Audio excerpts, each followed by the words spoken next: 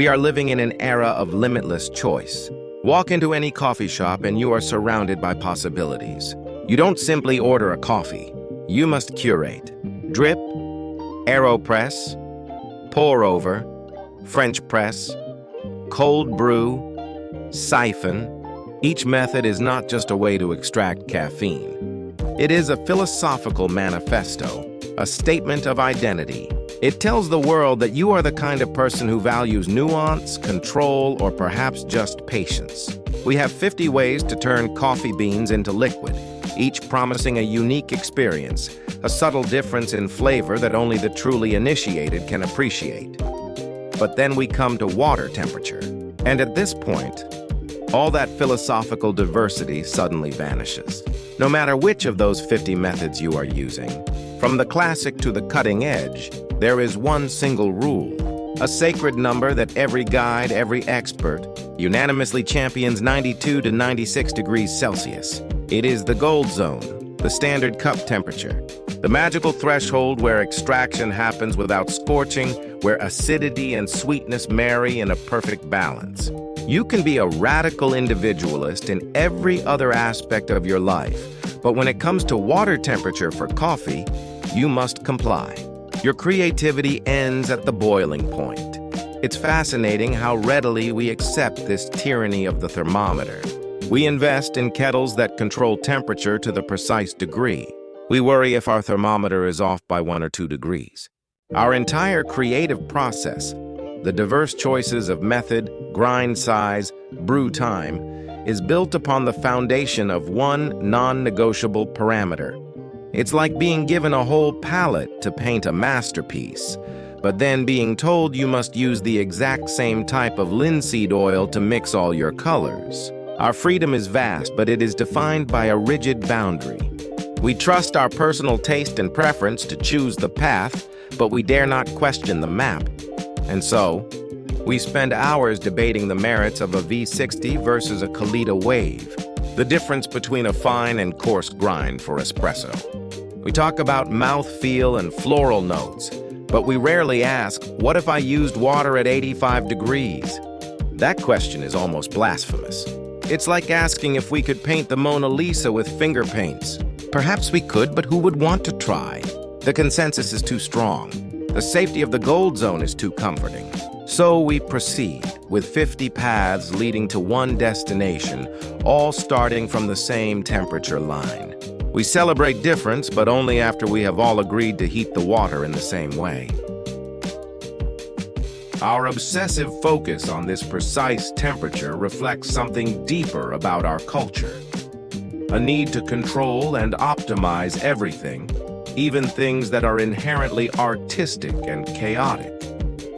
Coffee, after all, is an organic substance. Each bean comes from a different altitude, a different soil, a different climate. They are roasted to different levels, releasing different oils and flavors. And yet, we believe we can tame this organic chaos with the precision of metal and digital. We think the key to unlocking the soul of the coffee bean lies in adhering to a number on a digital screen. Consider the workflow of a barista in a specialty coffee shop. They might be an artist, a skilled craftsman. They can feel the grind of the coffee, intuit the extraction time, and create intricate latte art. But before any creativity can occur, they must check the water temperature. It is like a master conductor spending the first 10 minutes of a concert, ensuring every chair in the orchestra is in the exact right position, down to the millimeter. There is a contradiction here.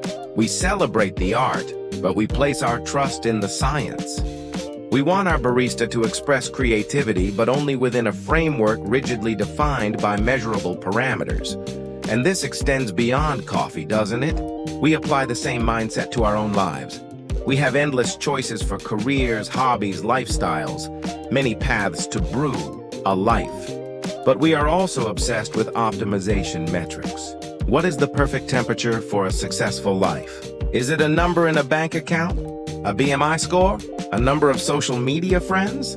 We are free to choose the method, to be an entrepreneur, a freelancer, an office worker. But we feel the pressure to heat ourselves to the exact temperature society deems successful. We have 50 ways to live, but only one way to measure the temperature of fulfillment. And if we feel lost, if our lives taste sour or bland, we wonder which step in the process we got wrong, instead of questioning the very thermometer we are using to judge ourselves. In the coffee shop of life, we are the baristas desperately trying to follow a recipe, worried that our creativity will produce an unacceptable cup if we deviate from the standard. We become masters at controlling what we can measure and ignore what we cannot. We optimize for consistency, not for surprise. And in the process, we might miss the wild, unexpected flavors that only emerge when the water is not too hot or not hot enough, or when we dare to try something outside the gold zone. So, what happens if we just once turn off the temperature-controlled kettle? What if we boil water and let it cool for a minute, relying on the feeling of our finger or our own patience? Most of us would feel a strange dread. Without the guarantee of a number, we feel adrift. We are no longer a skilled barista. We are just a person with hot water and coffee hoping for the best. That freedom is terrifying. It requires us to trust our own senses, our own intuition, instead of the precision of a tool. And this is perhaps the real lesson from the 50 ways to make coffee and the one way to measure temperature. It's not about coffee. It's about the trade-off between freedom and safety. We exchange the potential for true discovery, the potential to create something genuinely unique, which might fail, for the assurance of an acceptable result. We expand our choices where it is safe, the brewing method, and restrict it where it truly matters, the fundamental parameters. We are individualists within a framework. We want difference, but not risk. Perhaps sometimes the best cup of coffee is not the one brewed at 94 degrees Celsius.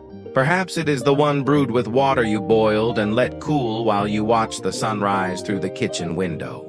Perhaps it is the coffee that is a little too cold or a little too hot. But it comes with the memory of a morning when you weren't rushing, when you weren't obsessed with perfection. Perhaps the real flavor is not just in the bean, but in the attention and intention we bring to it. So the next time you make coffee, look at your kettle, look at your digital thermometer, and ask yourself, who are you serving? Are you trying to please external standards, or are you creating something to help you wake up and enter the day in your own way? There are 50 ways to make coffee and truly only one way to measure temperature, but there are infinite ways to experience a day. And sometimes, the most beautiful act of disobedience is to mute the noise of the numbers and simply taste.